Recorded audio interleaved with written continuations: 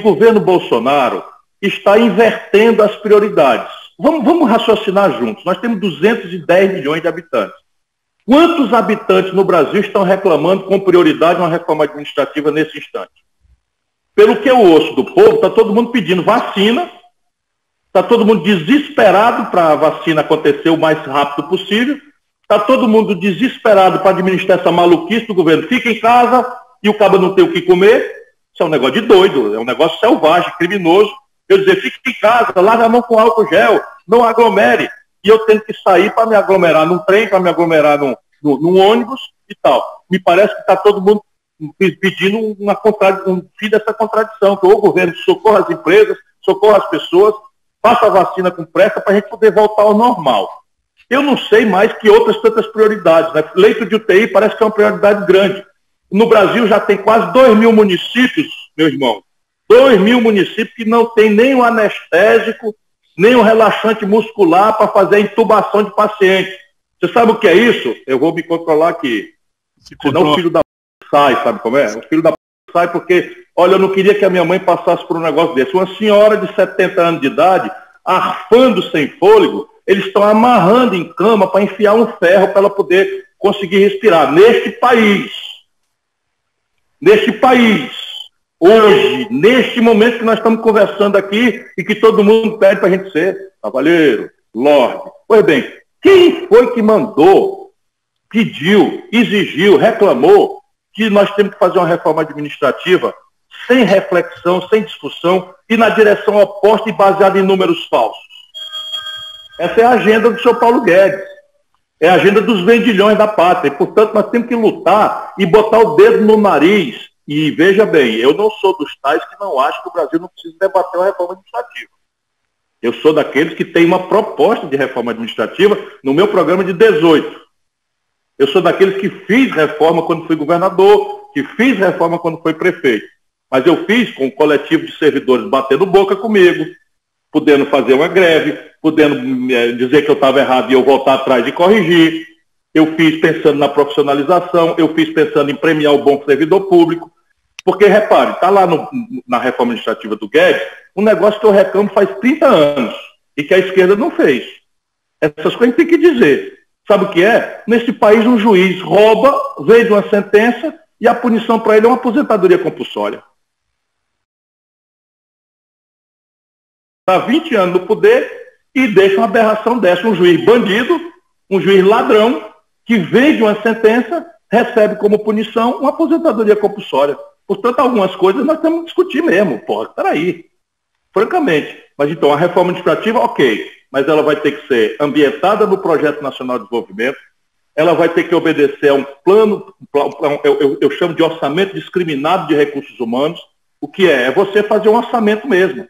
Quantos médicos de cada especialidade nós precisamos? Quantos professores de cada qualificação nós precisamos? Quantos policiais de tais e tais qualificações nós precisamos? Etc, etc, etc. Compara com o que nós temos e vamos fazer uma transição respeitados os direitos adquiridos.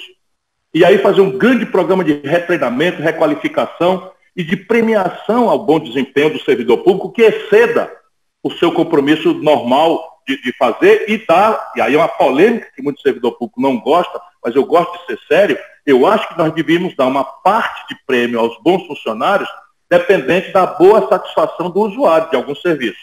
Isso é polêmico, mas eu advogo que a gente tem que discutir isso sem medo. Sabe, porque eu vi funcionários, a maioria que trabalhou comigo a vida inteira, os meus dois pais eram funcionários, eu sou dedicado ao serviço público. Qual é o medo? Então vamos lá, o camarada chegou no posto de saúde, foi bem atendido, ele faz um registro anônimo e tal, e em vez de ser individual, faz para o coletivo do posto, a gente cria uma coisa, um fundo de premiação adicional, só botando coisas aqui para a gente discutir, ou seja, para não ter medo de reformar o país. Agora, há uma reforma que é fortalecer a capacidade do país de entregar bem-estar, e a outra que quer destruir o Estado para privatizar as energias e estabelecer o egoísmo como lei da selva. E aí, a reforma administrativa que nós temos que ter coragem de dizer tem que ser liderada pelos bons servidores públicos. Para começo de conversa, por que eu não mereço esse nome? É porque ela não foi discutida com ninguém. Eu que sou um estudioso do assunto, fui prefeito, fui governador, ainda estou entendendo o que é que está ali, porque tem muita pegadinha. anuncia uma coisa com status constitucional e manda para a lei, manda para a lei, manda para a lei, que a lei exige menos votos de deputado. Então, não dá para a gente aceitar esse pacote no escuro, sem uma amplíssima discussão e com a participação daquele que mais conhece o serviço público, que é o servidor público. Suas entidades representativas, eu conheço bem. E não é simples, não. Às vezes quebra o pau. Eu, prefeito de capital, governador de estado, ministro da Fazenda, o que eu criei? Eu criei um fórum permanente de negociação e entendimento. Eu não mandava representante, era eu mesmo que ia. Por quê? Porque às vezes o servidor público está corretíssimo. Ele quer defender o dele, da categoria dele. E o presidente da República, o governador, o prefeito, tem que defender o de todos. Então ali tem um conflito distributivo e olha o tamanho da confusão. Mas nessa mesa, a primeira grande providência que um governante democrático faz e que respeita o povo é da radical transparência das contas. E aí o seguinte, o primeiro argumento do Guedes para encaminhar essa fajuta reforma da Previdência é uma mentira, da Previdência Administrativa é uma mentira. Ele exclui a maior despesa do Brasil, que é juros e dívida, e rolagem de dívida, que é gasto corrente. Atenção quem está nos acompanhando que não está iniciado ainda. Todo centavo que você pagar de juro para dívida e rolagem de principal que você não abateu, o nome disso é gasto corrente. É a mesma classificação da contabilidade da polícia ou papel higiênico no banheiro da escola. Pois bem, sabe o que eles fizeram? Tiraram. E eu fui atualizar para a nossa conversa hoje, 52,9% da despesa do orçamento brasileiro, que prevê as receitas e despesas, é juro e rolagem de dívida. Eles tiram isso. Mas se a gente botar esse que é a realidade, 19, quase 20% é previdência social, onde eles agravaram os privilégios e sentaram o pé em cima do povão, né, que é o responsável pela menor parte do desequilíbrio da previdência, e o resto não sobra mais nada. Se a gente olhar que o Bolsonaro se vendeu para o Centrão e eles meteram 30 bilhões de reais de emenda para eles mesmos, salvo exceções que eu sei que há, e a gente tem que sempre lembrar, mas boa parte disso é para roubar. Conhecendo as figuras como eu conheço, boa parte disso é para roubar. Aí vem botar a culpa no servidor público. Só para vocês terem uma ideia, na OCDE, que o Bolsonaro vive atrás de bajular o Trump, que o Brasil entra na OCDE, a OCDE, que é a Organização, né, de Cooperação para os Países Desenvolvidos ou em Desenvolvimento, a OCDE, a média de funcionário público da população é 21%. No Brasil é 12%.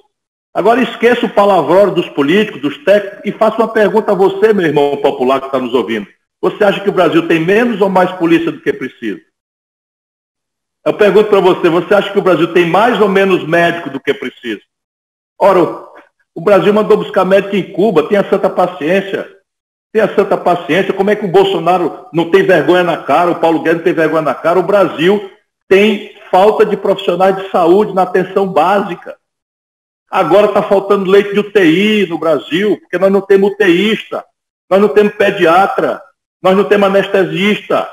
Falta profissional no Brasil.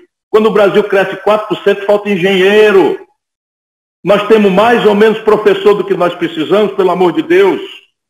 Então é uma obviedade, não é, de que nós precisamos refundar a administração pública brasileira, mas chega de varejo, sabe, de puxadinho, de teto de gasto, de PEC não sei das quantas, de contabilidade criativa, de reforma administrativa mentirosa.